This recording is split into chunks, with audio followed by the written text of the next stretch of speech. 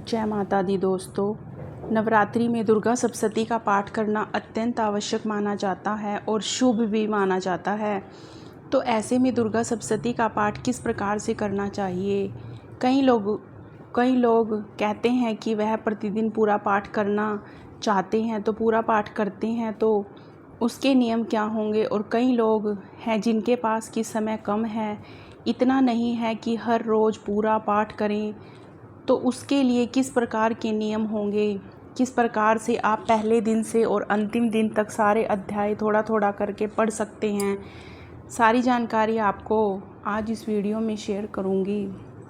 इस विधि किस प्रकार से होगी और कब, कैसे, किस प्रकार से, किस समय पाठ आप कर सकते हैं, वीडियो को अंत तक ज़रूर देखिए। वीडियो अच्छी लगे तो वीडियो को लाइक ज़रूर कीजिए, क्योंकि आपके लाइक्स, आपके कमेंट्स मेरे लिए बहुत महत्वपूर्ण होते हैं। यह एकमात्र ज़रिया है जिससे मुझे पता चलता है कि आपको यह वीडियो अच्छी लगती है और आपके लिए यह वीडियो उपयोगी है। तो अगर वीडियो अच्छी लगे तो इसे ज़रूर लाइक करें। सबसे पहले तो आप यह समझ लीजिए कि आपको कौन सा ग्रंथ दुर्गा सप्तशती का लेना है। एक तो होता है जिसमें कि संस्कृत होती है। अगर आप संस्कृत अच्छे से पढ़ पाते हैं तो संस्कृत में भी दुर्गा सप्तशती का पाठ आप कर सकते हैं। तो यह गीता प्रेस गोरखपुर की पुस्तक होती है, कहीं मिल जाती है। दुर्गा सप्तशती की किताब पूजा पाठ की दुकान पर बहुत ही आसानी से और बहुत ही कम मूल्य में मिलती है, कोई बहुत महंगी नहीं होती। क्या पता नहीं। इसमें संस्कृत भी है और साथ में नीचे हिंदी में अनुवाद भी दिया हुआ है, तो आप इसे भी ले सकते हैं। मान लीजिए आपको संस्कृत पढ़ने में थोड़ी सी दिक्कत होती है, तो उच्चारण में अगर थोड़ी भी दिक्कत हो तो फिर संस्कृत नहीं पढ़नी चाहिए, फिर आपको हिंदी लेनी चाहिए। तो हिंदी में भी आप ले सकते हैं। गीता प्रेस गोरखपुर की यह पुस्तक है और इसमें पूरी तरह से संस्कृत नहीं बल्कि हिंदी में सारे अर्थ जो हैं वो दिए हुए हैं। सारे श्लोक के अर्थ इसमें कम्प्लीटली हिंदी में है, ठीक है। तो आप यह भी ले सकते हैं जो भी आपके अनुकूल हो, मतलब जिस भी चीज़ से आप पाठ अच्छे से कर पाते हैं, संस्कृत में या हिंदी में, वह पुस्तक आप ले लीजिए, ठीक है। अब सबसे पहले जब आप पाठ प्रारंभ करते हैं, जैसे कि नवरात्रि के पहले दिन आप पूजा करने के बाद, कलश की स्थापना करने के बाद और इस ग्रंथ का पूजन करने के बाद ही आप पाठ का प्रारंभ करते हैं, ठीक है। तो सबसे पहले आप ध्यान रखना कि कभी भी दुर्गा सप्तशती का जो ग्रंथ होता है इसे खाली नहीं रखा जाता। कभी भी कपड़े में रेशमी वस्त्र या फिर इस प्रकार का कोई कपड़ा हो आपके पास तो आप लपेट कर रखिए, ठीक है। फिर आप पढ़ लेते हैं पाठ, तो वापस से फिर इसमें रख दीजिए और पाठ करते समय खोल लीजिए। पाठ करने के लिए एक सरल एक लहर होती है जिस पर रख कर आपको पुस्तक पढ़ना है, वह भी ज़रूर होना चाहिए। ज़मीन पर रख कर या फिर खाली कहीं भी रख कर कभी भी पुस्तक नहीं, ग्रंथ नहीं पढ़ा जाता, तो वह आप ले सकते हैं। अब बात करते हैं कि पाठ कैसे करें। धूप दीप दिखाकर विधि विधान से पुस्तक का भी पूजन कर लीजिए, उसमें बाद पाठ का प्रारंभ करते हैं, ठीक है। और पाठ प्रारंभ करने से पहले माता के सामने अपने हाथ में जल पुष्प लेकर संकल्प ले लीजिए कि आप इस पाठ को प्रारंभ करना चाहते हैं, तो माँ का आशीर्वाद आपको प्राप्त हो। अगर आप किसी विशेष मनोकामना से पाठ करना चाहते हैं तो भी आप संकल्प ले सकते हैं कि किस कामना से आप यह पाठ कर रहे हैं, और आप निष्काम भाव से सिर्फ माँ की कृपा पाना चाहते हैं तो इस प्रकार का संकल्प ले लीजिए।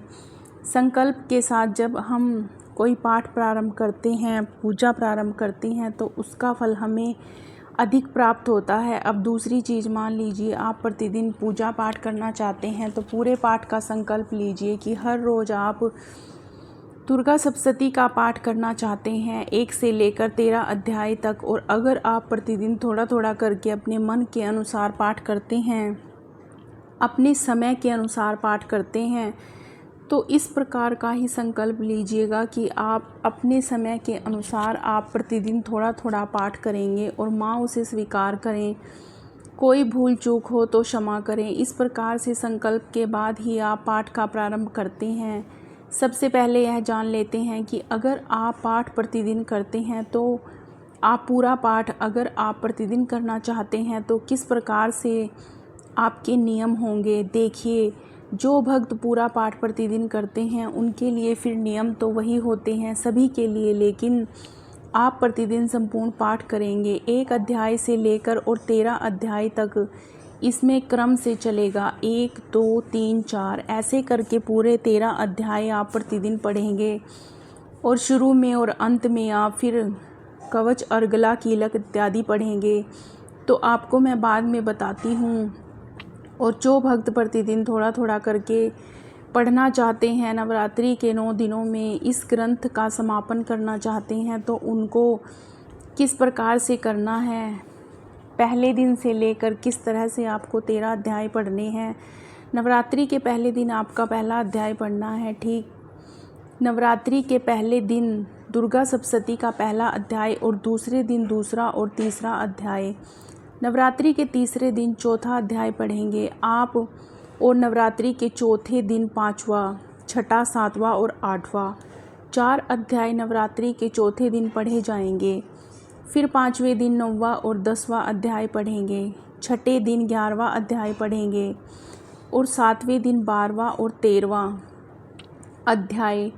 तो इस प्रकार से 7 दिन में दुर्गा सप्तशती के 13 अध्याय पूरे हो जाते हैं, क्योंकि 8वें दिन बहुत सारे घरों में कंजिका होती है, बहुत सारे घरों में 8वें दिन ही कंजिका हो जाती है। कन्या पूजन करके नवरात्रि का समापन कर देते हैं। इसीलिए 7 दिनों में नवरात्रि का यह पाठ विधान बताया मैंने आपको। और कई भक्त हैं जो 9वीं तिथि पर कन्या पूजन करते हैं, तो 9वीं तिथि पर समापन करते हैं नवरात्रि का। तो ऐसे में 7वें दिन अगर आपका दुर्गा सप्तशती कंप्लीट हो जाता है 13 अध्याय, तो फिर 8वें दिन और 9वें दिन कौन सा पाठ करें। देखिए, 8वें दिन और 9वें दिन आप रहस्य का पाठ कर सकते हैं। जैसे कि 8वें दिन आप तीनों रहस्य पढ़ लीजिए। दुर्गा सप्तशती के पाठ के अंत में 3 रहस्य दिए गए हैं। इन तीनों रहस्यों का पाठ आप 8वें दिन कर लीजिए और 9वें दिन आप कर लीजिए। दुर्गा जी के 108 नाम हैं जो कि प्रारंभ में ही दिए हुए हैं। आप इन नामों का पाठ कर सकते हैं। इसके अलावा श्री दुर्गा मानस पाठ है, आप इसका पाठ कर सकते हैं। कुंजिका स्तोत्र का पाठ कर सकते हैं। मतलब जितना हमने पाठ किया है दुर्गा सप्तशती का पूरे 7 दिन में अध्याय का पाठ पूरा किया है। बाकी जो भी दुर्गा सप्तशती के पाठ बच गए हैं उनको आप 8वें और 9वें दिन पढ़ सकते हैं, या फिर आप चाहें तो 8वें और 9वें दिन पूरी तरह से दुर्गा सप्तशती के पाठ को पहले अध्याय से लेकर और अंतिम अध्याय तक कर सकते हैं। तो 2 दिन जो आपके पास बच जाते हैं इसमें आप मंत्र भी जप सकते हैं। 99 मंत्र का अधिक संख्या में जप कर सकते हैं, या फिर जो मैंने बताया आप बचे हुए पाठ का, बची हुई चीज़ों का पाठ कर सकते हैं। जैसे कि नाम है माता रानी के दुर्गा अष्टोत्तर शतनाम स्तोत्र, आप इसका पाठ कर सकते हैं। दुर्गा के 32 नाम हैं, आप इनका पाठ कर सकते हैं। सिद्ध कुंजिका स्तोत्र है। इस प्रकार से 8वें और 9वें दिन आप कर सकते हैं। आप अपनी इच्छा पर निर्भर करेगा। ठीक है, तो यह तो पाठ हो गए। अब बात करें कि नियम क्या होगा, इस जिसके अनुसार आपको प्रतिदिन पाठ करना है।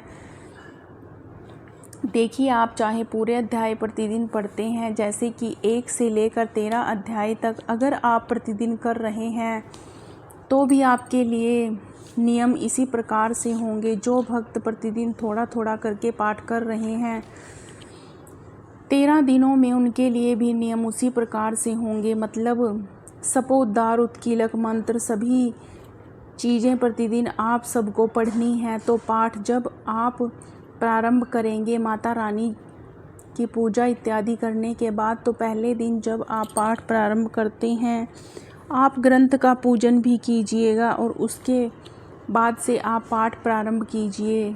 तो मंत्र है, आप अपनी पुस्तक में देख लीजिए, उसमें मंत्र दिया हुआ है शापोद्धार का। ओम ह्रीं क्लीं श्रीं क्रीं चंडिका देवाय शपानाशनु ग्रहम कुरु कुरु स्वाहा। एक यह मंत्र है। दूसरा मंत्र है ओम श्री कम हीम सप्तशती चंडिके उत्कीर्णम कुरु कुरु स्वाहा। और तीसरा मंत्र है ओम हीम हीम वम वम एम एम मृत संजीवनी विद्यामृत मूर्धा पयो थाप्य क्रीम हीम हीम वम स्वाहा। ठीक, यही 3 मंत्र हैं जिनको आपको प्रत्येक मंत्र को 7-7 बार पढ़ना है। पाठ जब आप प्रारंभ करेंगे तो यहीं से पाठ प्रारंभ होगा। पहले सपोद्धार करेंगे, उसी के बाद पाठ आपको करना है। तो पहले आप इन 3 मंत्रों को 7-7 बार जप लीजिए और इसके बाद आपको पढ़ना है कवच अर्गला और कीलक देवी कवच। और इसके बाद आपको करना है अर्गला स्तोत्र। इसके बाद आपको पढ़ना है कीलक। यह तीनों आपको प्रतिदिन करने हैं। और इसके साथ ही तंत्रोक्त रक्ति सूक्त मंत्र, उसके बाद कवच अर्ध गिलास कीलक, उसके बाद तंत्रोक्त रात्रि सुख। और इसके बाद आपको पढ़ना है नवाण मंत्र। नवाण मंत्र आप चाहे तो प्रतिदिन 1 माला भी जप सकते हैं, और या फिर अगर इतना समय ना हो आपके पास तो 11 बार 21 बार भी जप सकते हैं। लेकिन प्रतिदिन पाठ प्रारंभ करने से पहले आपको मंत्र का जप भी करना है। तो यह चीज़ें आपको प्रतिदिन पाठ प्रारंभ करने से पहले पूरी तरह से श्रद्धा भाव से पढ़ना है। और उसके बाद जैसे कि पहला दिन है तो यह सब पढ़ लीजिए। उसके बाद से आपको पहला अध्याय करना है। यहाँ से प्रारंभ होगा ध्यान वैराग्य सब पूरा पढ़ के, और फिर आप पहला अध्याय पढ़ लीजिए। जब